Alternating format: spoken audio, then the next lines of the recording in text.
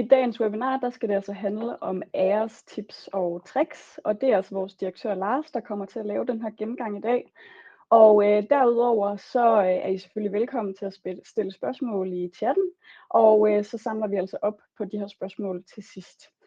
Derudover så skal jeg også lige huske at nævne, at som altid så bliver webinaret altså optaget og tilgængeliggjort via vores YouTube-kanal til sidst. Og der bliver også sendt evaluering ud, hvor I får adgang til det her link. Så er der ikke andet for end at give ordet videre til dig, Lars. Tak for det. Og det her, det er jo en premiere. Vi har i lang tid blevet forespurgt, om vi ikke kunne lave en serie af AIRs tips og tricks. Da det er en premiere, så er det også lidt spændende, hvor vi ligger hen rent niveaumæssigt. Men meningen er generelt, at vi dykker lidt ned i de funktioner, som man måske ikke kender eller ikke bruger så tit, men som kan give en rigtig god værdi i dagligdagen. Og webinarrækken er for brugere, der arbejder med AIRs. Så der er mange ting, der er implicit, når jeg nu går i gang. Det kan være, det kan være, at vi rammer både lidt for højt og lidt for lavt i forhold til, hvem der nu deltager i dag. Men det må man gerne lige give et feedback på i evalueringen. Jeg har tidligere lavet en præsentation af den nye brugerflade i AIRs, som bliver frigivet i 2025.1, så den vil vi ikke bruge tid på i dag, men den kommer i et senere webinar. Så i dag holder vi os til AIRs Classic brugerfladen, og versionen, som jeg demoer på, er AIRs 2025.1, så hvis der er noget, der ser lidt anderledes ud i jeres version, så kan det være derfor. Det kan også være, at jeres brugerrolle er sat lidt anderledes op, hvis der er andre, der har sat brugerrollen op, og nogle af de menuer, jeg viser i dag, ikke er tilgængelige for jer som brugere, men det må I så lige tage internt eller række ud til os bagefter. Jeg regner med, at det her kommer til at tage cirka 3 kvarter, men vi ser, hvordan det går hen ad vejen. Jeg har lige sat op, hvad det er, jeg vil gå igennem, og det er de områder, jeg kommer ind på i dag med simpel brugeropsætning, søgninger, eksport af data, en funktion i forhold til at se log på den enkelte bruger, noget tilladelsesoversigt og lige en genopfriskning af helligdage, og fjern verifikation og noget servicetilstand i AIRs og beskeder i AIRs. Det er de ting, vi kommer ind på.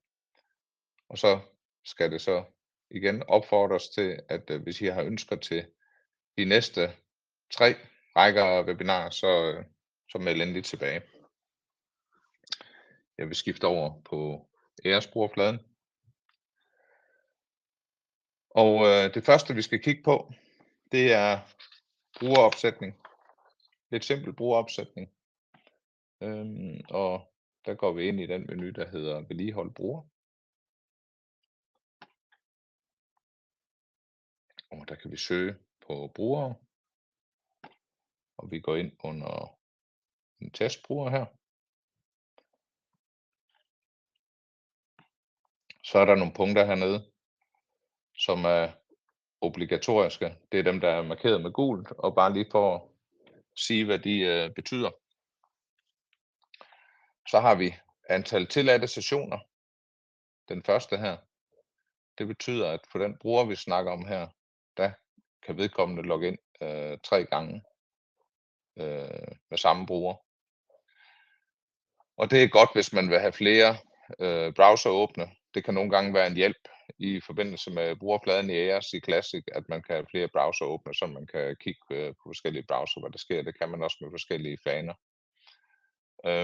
Så det er altid fint, hvis man er superbruger eller administrator, at man har den højere end 1. Det næste, det er en session timeout. Den er ikke fyldt ud i det her tilfælde, men det er, hvornår at systemet automatisk logger ens bruger ud. Det er jo således, at AIRs har licenser til antal samtidig logget ind brugere, og der kan man nogle gange være udsat for, at den siger, at der ikke er plads til, at man kan logge ind. Der er ikke adgang til flere brugere. Og det kan typisk være, fordi der er nogen, der har glemt at logge ud, og så træder den her session timeout jo i kraft på et eller andet tidspunkt. Så det er med at finde en grænse, hvor det ikke er irriterende, at den hele tiden logger ud af sig selv. Og eller at man er sikker på, at folk de får logget ud, hvis de glemmer at logge ud. Så den er også vigtig. Og hvis der ikke er noget i, så er det en egenskab, der er sat op i AIOS, som gælder for alle, og den kan vi lige prøve at gå over og kigge, hvordan den ser ud. Det er oppe i administrator. Øjeblik, skal jeg lige have på fuld skærm igen.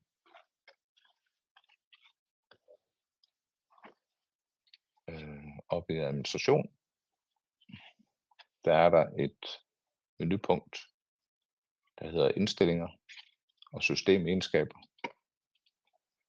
Og der er rigtig mange punkter, dem berører vi også senere. Vi kommer ind på et par punkterne i dag, men hvis vi går ned og kigger på den, der hedder punkt 0201, så kan I se, at der er en standard session, tidsudløb, som hedder minimum, og den er i det her tilfælde sat til 400, eller i minutter, ikke minimum minutter, den er i det her tilfælde sat til 480 minutter. Vi går tilbage til vores brugere. Jeg har lige en browser, der driller. Vi går tilbage til vores brugere. Vedligehold bruger.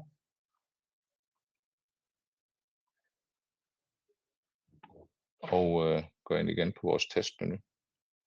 Eller testbruger. Så det var session timeout.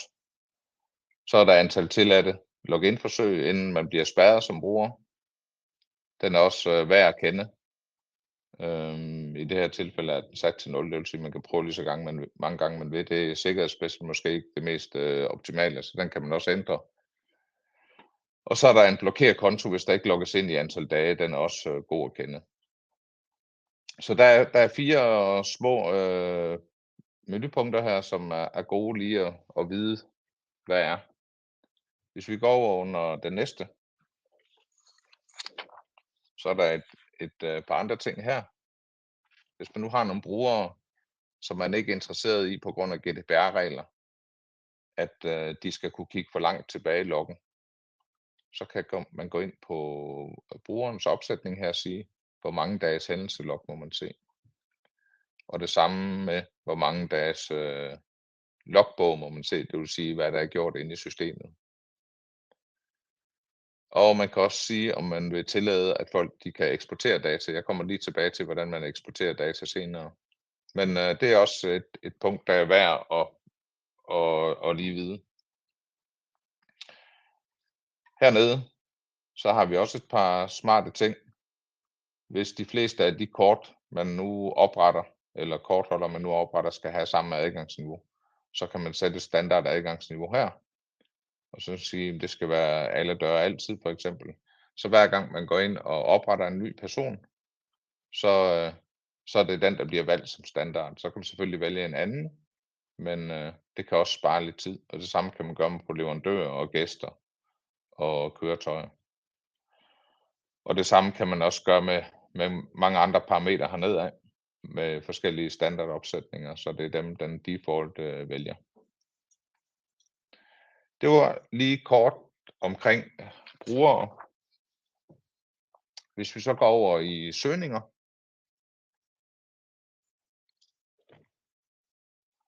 så er det jo typisk sådan, at man gerne ofte vil ind og søge på personer. Det kan være, at man skal ind og ændre noget. Det kan være, at man skal se, hvad de har af rettigheder. Det kan være, at man skal ind og kigge, hvad for en brik de har osv. Altså, ofte er man inde under søgning på personer. Det man nogle gange gør, inklusive mig selv, det er, at man går ind og siger person, og så søger vi, og så lægger man ikke lige mærke til, at man er under gæst.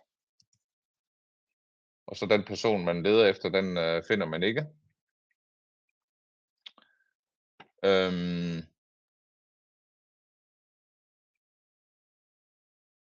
Og jeg skal lige have ændret det her, så det ikke kommer frem. Det er fint nu. Den person, man finder som leder efter som gæst, kommer ikke frem. Eller leder efter som medarbejder, kommer ikke frem. Det er så fordi, man er under gæst, fordi at menuen herovre er bygget lidt irriterende op. Det, der er smart, det er at lave søgningen under generelt og vedligeholdt person, fordi så søger man mellem alle de kortholdere, der er oprettet i systemet. Og det giver god mening, så er det lige meget, om det er en gæst eller en medarbejder, eller hvad det er. Så får man det frem.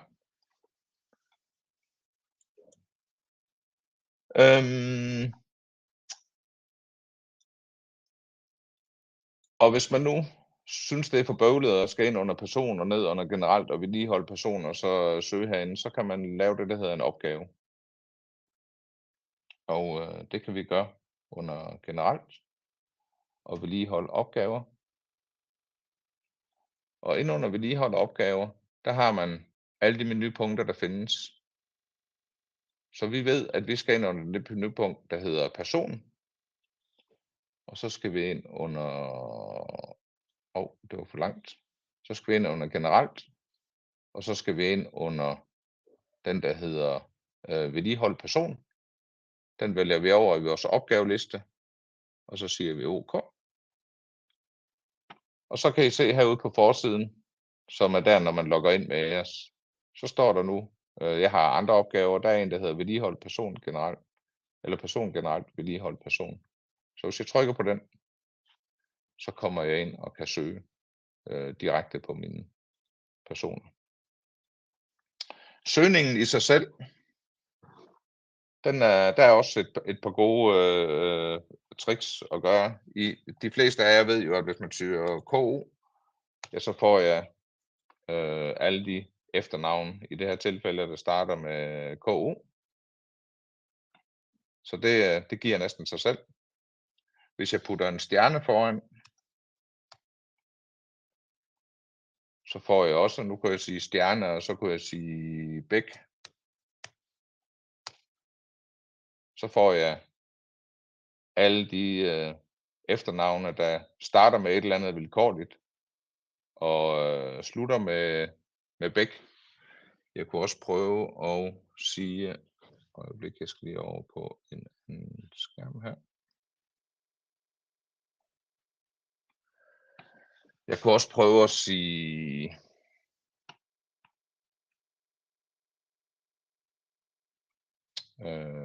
kunne jeg prøve at sige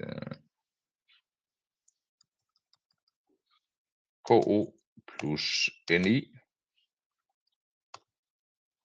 Så får jeg alle dem, der starter med KO, og alle dem, der starter med NI. Man kan også bruge underscore. Så er det et random, hvis jeg skriver KO underscore N. Ja, så får jeg igen KO, og så et random bogstav, og så et N i det her tilfælde, der er det random bogstav, så er. Så der er mange forskellige måder, man kan søge på. Det resultat, man nu får, det får man jo hernede i sin resultatliste. Det kan man jo også gå ind og sætte op. Hvis jeg går herind og vælger det lille symbol med blyanten på, så kan jeg sige vælg kolonner. Og så kan jeg sige, det her det er de kolonner, jeg ser.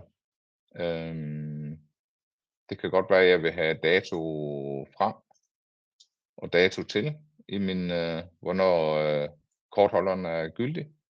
Men det kan også godt være, at jeg ikke behøver at have mobilnummeret for eksempel. Det kan også være, at jeg ikke vil have e-mailen eller kønnet. Og så siger jeg OK. Og så er min kolonneopsætning lavet om. Det kan også være, at jeg gerne vil have ændret rækkefølgen igen. Så kan jeg gå ind og sige, jamen jeg vil egentlig gerne have fornavnet først. Så kan jeg justere den op. Fornavn, mellemnavn, efternavn. Så er det ændret. Og så gemmer jeg kolonneopsætningen herover. Så har vi styr på det. Og det samme, hvis jeg nu ændrer feltbredden på kolonnerne, så kan jeg selvfølgelig også gøre det, og jeg kan gemme det herover.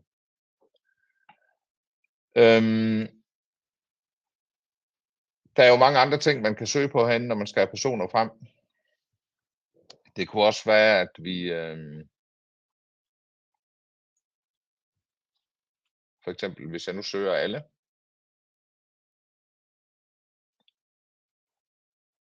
så kan I se, at jeg har en kolonne her, der hedder set sidste gang.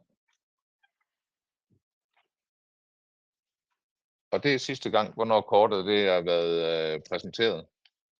Og så kan I se, at alle de første, der står her, jamen de er oprettet herinde, der er systemet ikke set noget kort. Og så kommer de efterhånden hernede af med 2020 og 2021 og 2022. Så det er en meget hurtig måde at se på, hvis der er nogen,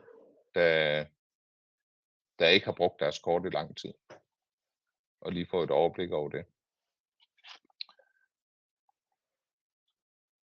Det er noget, det kan man sætte op med blokering af kort, hvis folk ikke har været set i længere tid. Så kan vi selvfølgelig automatisk blokere kort, og det er noget, vi tager på et senere tidspunkt.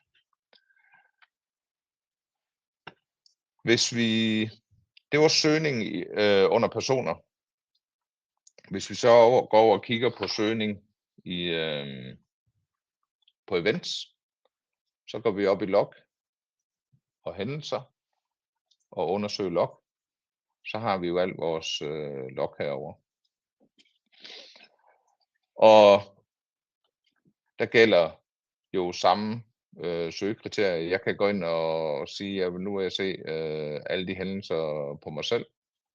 Så hvis jeg nu ikke lige kan huske, det kan være brikken, jeg vil søge efter, eller det kan være efternavn eller noget, så klikker jeg på mine 3 prikker heroppe. Så kommer jeg over i min personsøgning igen. Så ved jeg, at jeg hedder noget med KO. Okay, det er den her, ham her, jeg vil kigge på, hvornår han sidst har brugt sin brik. Så er jeg valgt ud under efternavn heroppe, eller min personprofil heroppe, min kortholderprofil, så siger jeg søg. Og der var så ingenting i dag, fordi jeg sidder tilfældigvis på Københavnerkontoret i dag, så kan vi se, om jeg har brugt mit kort i den her uge. Det har jeg. Jeg har brugt mit kort på nogle givne tidspunkter her. Og jeg har også til- og frakoblet noget af. Nu kan jeg nulstille min søgning, så kan jeg søge på noget andet. Der er jo en hulens masse events, man kan søge på, som kommer fra adgangskontrolsystemet. Så hvis jeg nu søger på et eller andet event, så er det bare det, jeg søger på. Man kan selvfølgelig, vi kan se om, nu kan vi bare søge på godkendt kort. Så kommer der noget frem i dag. Det er Saras kort, der er blevet godkendt i dag. Og hvis man vælger flere ud, jamen så er det så dem, og det gør man med at holde kontrol nede, så er det så de events, der bliver af hændelsestyper, man søger på. Hvis vi nu siger nulstil igen. Det andet er, man kan selvfølgelig søge på dørene, på en specifik dør. Vi tager ind i hoveddør, tager vi igen. Så er det kun for den her dør, der kommer hændelser frem. Hvorimod, hvis vi ikke har nogen søgekriterier på, siger nulstil igen, så kommer der bare alt muligt frem i det forløb, vi nu, eller i det tidsrum, vi nu angiver herover. Man kan også søge på controllere, hvis man nu har et anlæg med mange controllere, og det er lidt mere en teknisk søgning, men hvis man nu har et anlæg med mange controllere, så giver det god mening at søge på en controller. Og man kan også bare nøjes med ligesom overvågner personer og skrive en del af navnet, og så en stjerne, så søger man på de controllere, der nu passer med den her søgning, man nu giver her. Men man kan også gå ned og vælge controlleren ud. Det er lidt mere teknisk. Lad os nu sige en anden ting, man kan. Nu nulstiller jeg lige min søgning igen. Og siger, jamen jeg har en bestemt dør, jeg gerne vil holde øje med, som jeg lige tjekker en gang om ugen. Det kunne være en serverdør, eller et IT-rum, eller et eller andet. Så siger jeg, den vil jeg gerne kigge på. Og så siger jeg date.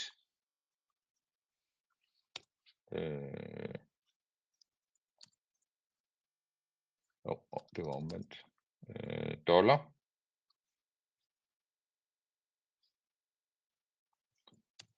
Dollar date. Minus 7. Så kigger jeg 7 dage tilbage på min givne søgning. Og så siger jeg, det er... Jeg vil godt se, hvad der er sket på. Nu vælger jeg så lige Vitan i hoveddør. De sidste 7 dage. Inden jeg så trykker søg, så kan jeg så sige gem forespørgsel som.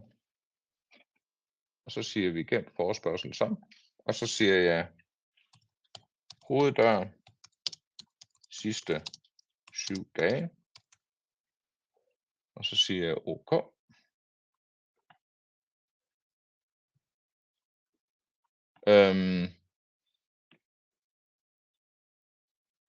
Vi kan se, at datoen den passer herop med minus 7. Så lige nu, og det skulle selvfølgelig være omvendt, det er mig, der laver en forkert søgning. Hvis vi lige gør det igen, så siger vi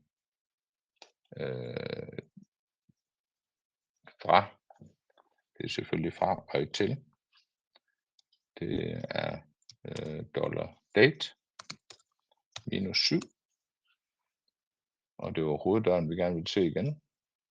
Hoveddør, sådan, og så siger vi gem forespørgsel som. Så siger vi hoveddør, hoveddør, de sidste 7 dage. Gem. Okay. Og så siger vi anden forsøg, fordi at ham, der laver demoen, er en tosk. Så siger vi OK. Så får vi hændelserne de sidste 7 dage. Og hvis vi så går over under mine forespørgsler, så kan I se, at hoveddør sidste 7 dage, anden forsøg. Hvis jeg så klikker på den, så får jeg mine hændelser for de sidste 7 dage. Det kunne være fint i forhold til, hvis man vil holde øje med sin alarm, eller et serverrum, eller et eller andet, så har man en søgning meget hurtigt. Det kunne også være på nogle specifikke hændelser. Det kunne være dør åben for længe, eller et eller andet. Så det er en god og hurtig måde at få søgninger frem på. Det samme med logbogen. Det her, det er jo hændelser, vi lige har søgt på. Hvis vi kigger på logbogen. Logbogen, det er jo, hvad der sker inde i systemet. Og hvis vi nu siger søg i dag, så kan vi se, at jeg er logget ind. Det er det, jeg har lavet i dag. Hvis jeg nu går over og finder en person, en medarbejder søg, og finder mig selv her i Kornbæk igen, og siger vel. Og så siger jeg har ændret mit initialer. OK. Og vi går så over i logbogen, og siger vis logbogen og søg. Så kan vi så se, at administratoren, som i det her tilfælde er mig, jeg har ændret initialerne på kortholderen Lars Kornbæk fra LK til LFK. Så alle ændringer, de bliver logget i logbogen ud fra det filter, der er sat op hernede. Kan vi lige tage alle hændelser med over. Og som jeg lige sagde før, så kan man jo vælge, om en bruger må se, hvad der er sket i logbogen eller ej. Eller hvor mange dage man må se tilbage i logbogen. Det kunne også godt være, at hvis vi siger vis logbog, Man kan også søge på en specifik bruger, der har lavet ændringer. Det kan også være, at man ikke ved, hvem der har lavet ændringerne. Det kan også godt være, at man ikke helt har styr på, hvad for en ændring, der er lavet. Man kan søge på mange ændringer herovre. Der kan jo selvfølgelig laves mange ændringer i systemet. Så kan man gå ned under detaljer, og så kan man sige Kornbæk. Fordi man vil vide, om der er lavet noget på den kortholder, der hedder Kornbæk, hvis jeg nu skal stave rigtigt her. Kornbæk. Så siger vi søg. Og så kan vi så se i dag, der er ændret det her initialer på mit felt. Så det var lidt omkring søgninger under personer og under hændelser og under logbogen.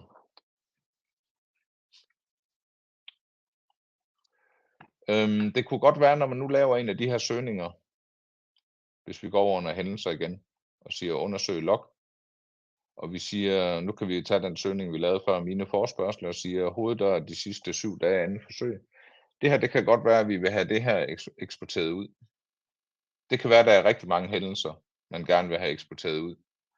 Så kan vi sige, jamen, så i stedet for at søge på alle rækkerne, så kan man sige, at man bare vil have 10 rækker. Så kommer der 10 rækker frem, og det er selvfølgelig ikke anden hændelserne, men vi har sagt, at vi kun vil se 10. Og så kan man så sige til fil, fordi man vil gerne have det ud i Excel eller noget andet, hvor man kan behandle data lidt anderledes. Og så kan man så sige spring over maks antal rækker. Det vil sige, at så får vi hele søgningen, men vi skal ikke vente på, at alt bliver søgt frem inde i AERS, for AERS tager kun de første 10 rækker. Og så siger vi OK. Man kan vælge, om det skal være en CSV-fil eller en komma-separeret fil, eller hvad separator der skal være, om det skal være semikolon eller komma. Så siger vi OK. Og så kommer listen. Listen den bliver gemt på typisk under overførsler på den PC, man sidder på. Så det bliver ikke gemt på serveren eller noget, det bliver gemt på den PC, som man sidder på. Og så kan man lade det stå og arbejde i baggrunden, hvis der er nu mange data, man vil trække ud. Så det er nemt at trække data ud. En anden funktion, der er smart, hvis man lige vil se, hvad der er sket. Nu går vi over under personer, og så siger vi generelt og vedligehold person. Og vi siger mig selv igen, Kornbæk. Og går ind og klikker. Så oppe i toppen på mig som person, så har jeg aktiveret 2 ting. Hændelseshistorie og logbog. Hændelseshistorie, den fortæller lige, hvad der er sket de sidste hændelser på mig. Så det er en nem måde at se, hvad der er sket på den her kortholder, uden at skal over og kigge over i loggen. Og det samme med logbogen, hvad der sker af ændringer på min person. Og det er de sidste 10 ændringer, der bliver vist. Jamen så kan man se, hvad der er ændret, og hvem der har ændret det. De her 2 funktioner oppe i toppen, det er også noget, man kan aktivere, hvis det ikke er aktiveret. Og det gør man over under administration og vedligeholdelse og indstillinger og systemegenskaber. Og så er det så nede i punkterne, skal vi se, nede i 0250, vis antal sidste hændelser for valgt kortholder, og 52,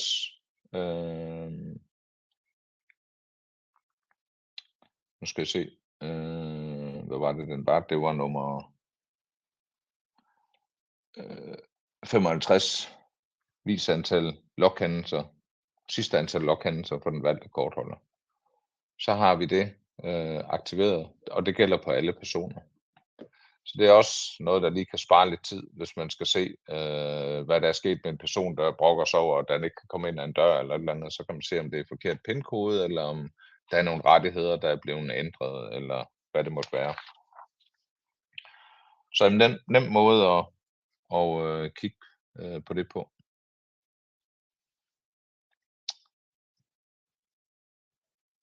Så har vi tilladelsesoversigt. som også er meget interessant. Og tilladelsesoversigt, den findes under person, og den findes under generelt. Og tilladelsesoversigt, den er rigtig god til at finde ud af, hvem der har adgang til hvad. Det kan sagtens være, at man har styr på det. Det kan også være, at hvis der er flere, der sidder og administrerer et system, at det ikke altid er lige nemt at finde ud af, hvem der har adgang til hvad. Og en typisk måde at gøre det på, det er at finde en dør, og så sige, hvem har adgang til vores hoveddør for eksempel. OK, søg, og så får man en liste, hvem der har adgang til hoveddøren. Og herinde igen kan du så lave din kolonneopsætning og så sige, jamen sidst set giver god mening herinde, hvor man siger, jamen, hvornår er folk set sidste gang. Og der kan man søge på mange af de samme kriterier, som man kan op under personer. Man kan selvfølgelig også søge på adgangsniveau. Der er en oversættelsesfejl her, fordi det ene det er adgangsniveau, og andet det er IA-adgangsniveau. Men det er det, man kan søge på. Man kan søge på efternavn og se, hvad folk de har adgang til. Hvis jeg nu lige nulstiller min søgning igen og siger K, og så siger, hvad har ham her adgang til. Eller der får jeg så, personen, og så kan jeg så se, hvis jeg nu siger herinde, at jeg vil gerne se adgangsniveau. Og jeg vil gerne se mine brikker. Og det er faktisk så en anden ting, der er rar at vide. Der kan I se adgangsniveau, og hvad brikker jeg har adgang til på de her adgangsniveauer. Hvis vi lige går over igen under person, så tilladelsesoversigt, den er super god, også i forhold til intern revision og sådan nogle ting. Hvis vi lige går over igen til medarbejder og søg, og finder mig selv frem igen, så er jeg jo kun, når jeg bliver søgt frem her, jeg er godt nok oprettet 2 gange, det er fordi, at der er en testbruger her, I kan se, der er 2 forskellige medarbejdernumre. Men de fleste linjer, det er jo samme medarbejdernummer. Og det er jo mærkeligt, fordi jeg er jo kun oprettet 2 gange hernede med den her medarbejder, og her med den her. Og det er så fordi, at jeg har mange forskellige ID-nøgler. Altså brikker og kort og forskellige typer identifiers, og det er derfor, at jeg bliver vist i mange linjer, og ikke kun 2 gange. Og det kan godt være lidt forvirrende nogle gange, når man søger på personer, og så har den samme person vist i flere forskellige linjer, så er det så typisk derfor, at man har forskellige ID-nøgler eller ID-nøgletyper. Det var tilladelsesoversigt. Hvis vi så går op under helligdage, bare lige for at genopfriske helligdage opsætningen, nu er det jo snart påske, så kommer det ind under helligdage, og vi kan se, hvad der findes i forvejen. Hvis nu vi skulle oprette påske 2026, så siger vi ny. Og så siger vi påske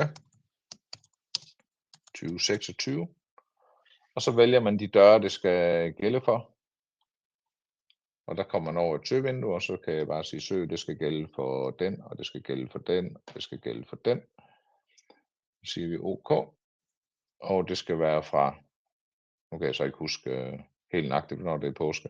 Men lad os sige, det er fra den torsdag den 2. april til mandag den 6. Og så kan I se, det er fra den dag, man vælger fra midnat, og så til den sidste dag, man vælger, inklusive hele dagen, altså til midnat. Og det helligdagen gør, det er jo, at den sørger for, hvis der er automatisk oplåsning på døre, at så er de ikke aktive i den her tidsperiode. En anden ting, som helligdagen også kan gøre, det er, hvis jeg sætter kryds i den her, så siger jeg, så vedrører det også kortholdere. Og det betyder, at Hvis vi siger fortryd her. Og så har vi oprettet en helligdag, der hedder påske. Man kan også gå ind og selvfølgelig bare rette en eksisterende helligdag, hvis man hellere vil det, og så gemme den igen. Det er jo lige meget med de gamle helligdage. Men hvis jeg så går over noget person igen og finder mig selv, medarbejder, søg, gå ud, så kan I se, der er et felt hernede, der hedder adgang på helligdage. Så hvis man nu siger, vælger det andet felt overordnet helligdage, og hvor det gælder personer også, og så man ikke har hak i det her felt som kortholder, så kommer man ikke ind på helligdagene. Og den funktion er der, hvis man har noget produktionsmiljø for eksempel, hvor man ikke ønsker, at folk de skal have adgang på helligdage, jamen, så kan man spærre dem ude, så at sige, på den her måde, og sige, at de skal ikke have adgang på helligdage. Så den her skal være aktiv, hvis man bruger det andet flueben, når man opretter helligdage. Den er vigtig at lige have en mente. Heldigvis så er den ikke sat som default, når man opretter en helligdag. Der er en masse felter her, som jo ikke er standard. Det er noget, der hedder frifelter. Det kommer vi også ind på et næste tips og tricks, fordi man kan jo sætte alle mulige felter op på personer inde i Ahrefs. Og man kan også sætte søgekriterier op på de enkelte felter, men det er næsten noget, der fylder en hel tips og tricks, så det tager vi på et senere tidspunkt. Det var helligdage. Meget nemt at sætte op en enkelt funktion, som kan også give god mening i forhold til automatisk oplåsning, hvis man bruger det. Så har vi en anden menu under personer, som hedder verifikation. Og der kan man sige aktivere eller deaktivere. Og deaktivere, det kunne være for eksempel, hvis man havde en nøgle liggende i en nøgleboks til brand eller noget andet eller noget tredje. Så kan man sige, at der skal ikke bruges pindkode til den her brik eller det her kort. Og så går man ind og finder det. Og så vælger man personen. Og så, når den person er valgt, så skal man ikke længere bruge pindkode til alle dørene. Det kunne også være nogle vagter, for ikke at skal sænke deres arbejde. Selvfølgelig er der altid et sikkerhedsperspektiv, fordi hvis man så taber brikken eller taber kortet, jamen så har man ikke den ekstra sikkerhed, som pindkoden giver. Hvis man så vil fortryde det valg på et tidspunkt, jamen så kan man så gå herover og så finde personen, og så kan man så ændre igen, og så sige, jamen ham her, nu skal han bruge pindkode igen. Og så skal han bruge pindkode igen, når han er valgt. Så det er også en smart funktion. Det kunne også være en administrator, men det er selvfølgelig en funktion, der ikke skal være til rådighed for alle, og man skal være sikker på, at man ikke misbruger den.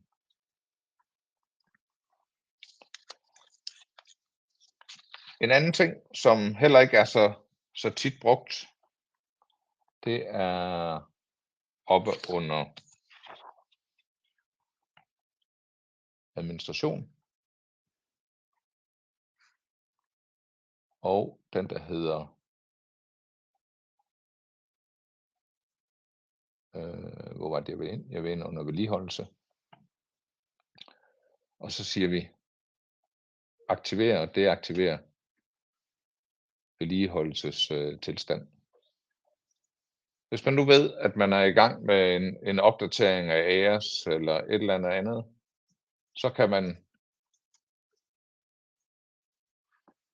sige, at der er kun hvis vedligeholdelsestilstand er aktiv, så er der kun de her brugere, der kan logge ind. Og så alle andre brugere, der prøver at logge ind, de får en besked. Det kunne for eksempel være, at systemet er i gang med at blive opdateret. så er man sikker på, at det for eksempel kun er nogle få administratorer, der kan logge ind, mens man er i gang med at rode. Så det giver god mening nogle gange. Det er en lidt overset funktion, og den har også givet os lidt problemer på et tidspunkt, fordi at vi havde en kunde, der havde fået den aktiveret, og som ikke kunne logge ind. Men den kan fint være nyttig, hvis man er i gang med at lave opdateringer. En anden nyttig funktion, det er meddelelse. Ikke den meddelelse. Skal jeg lige finde den anden. Hvad er der for en, jeg vil bruge?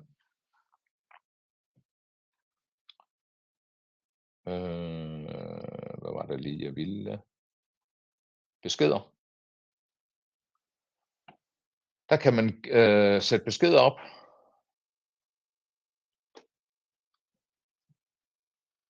Og den kan bruges til noget af det samme. Det kan for eksempel være, at vi oplever problemer med serveren, og vi forventer, at det er løst inden for de næste 2 timer. Så er det det, man bliver mødt med, når man logger ind.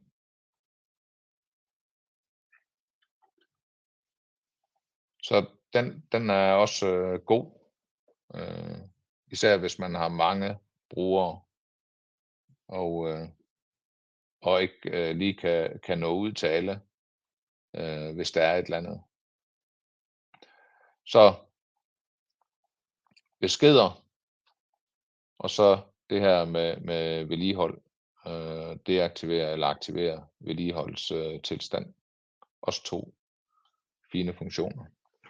Der er kommet nogle spørgsmål, Lars, så hvis du vil sætte et par ord på dem. Der er blandt andet kommet et spørgsmål omkring, tæller 3 åbne browsere for 3 samtidige licenser? Og det gør det. 3 åbne browsere tæller for 3 samtidige licenser. Man kan altid se over under generelt, og så kan man se vedligeholdt tilsluttede brugere. Så kan man se, hvem der er logget på et givet tidspunkt.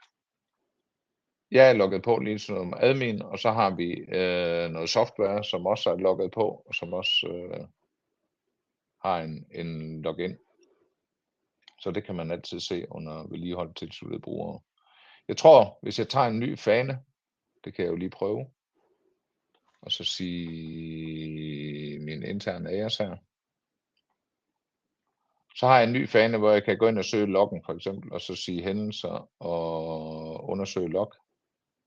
Samtidig med at jeg er et andet sted på den anden fane herover. Vedligehold tilsluttede brugere. Så 2 faner, det tæller faktisk ikke på forskellige brugere.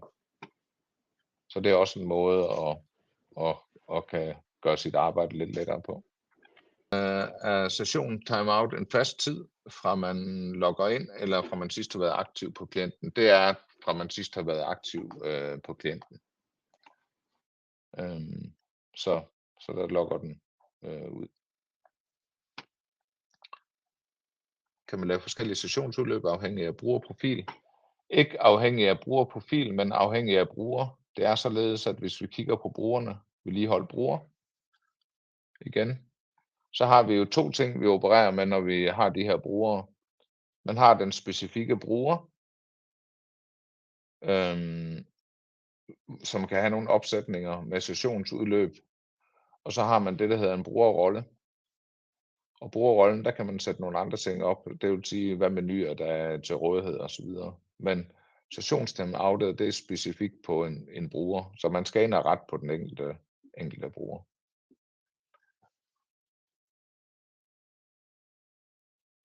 Kan jeg fjerne default flueben på gæster, men ikke på medarbejdere?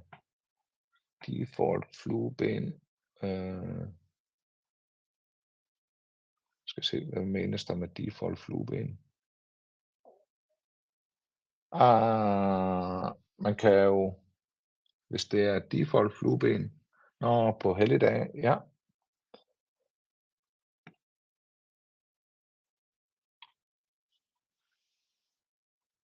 Tilladelser, helligdage.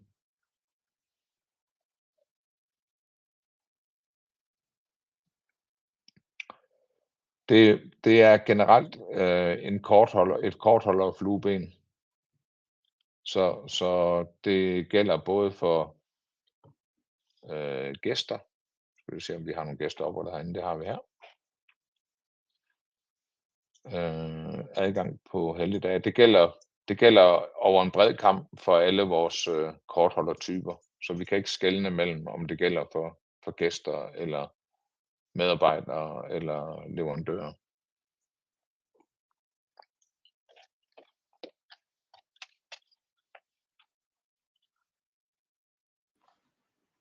Godt. Ja, det ser ikke ud til lige nu, der er flere spørgsmål, men jeg kan se, der kommer lidt mere i chatten, Lars. Det var vist mere et svar på et af spørgsmålene, så det Ja, til. det var et svar på et af spørgsmålene Ja, fra lige Michael. nøjagtigt. Ja, det er godt, Ja. at der også er lidt erfaringsudveksling imellem. Om ikke andet, så giver jeg det lige et par minutter, og så kan jeg lige sige i mellemtiden, at når vi er færdige her, så bliver I sendt videre til vores hjemmeside, fordi som Lars allerede har nævnt i forvejen, så er det her altså bare del 1 ud af 4 i den her webinarserie. Så der har I altså mulighed for at tilmelde jer de yderligere 3 webinarer, der kommer i løbet af året. Og igen, der bliver sendt en evaluering ud, også med et link til den her videooptagelse, men jeg kan kun opfordre jer varmt til at få svaret tilbage på den, fordi det giver os også en chance for at kunne lave nogle justeringer i forhold til webinarerne, så det både passer til jeres erfaringsniveau, men også i forhold til, hvad I godt kunne tænke jer at høre noget mere om. Så endelig, jeg håber, I kan finde tid til at få besvaret det. Og som det ser ud, så er der vist ikke flere spørgsmål i chatten, så er der ikke andet end at sige tusind tak for jeres deltagelse. Og vi håber, at I får en rigtig god dag. Så tak for nu. Tak for nu.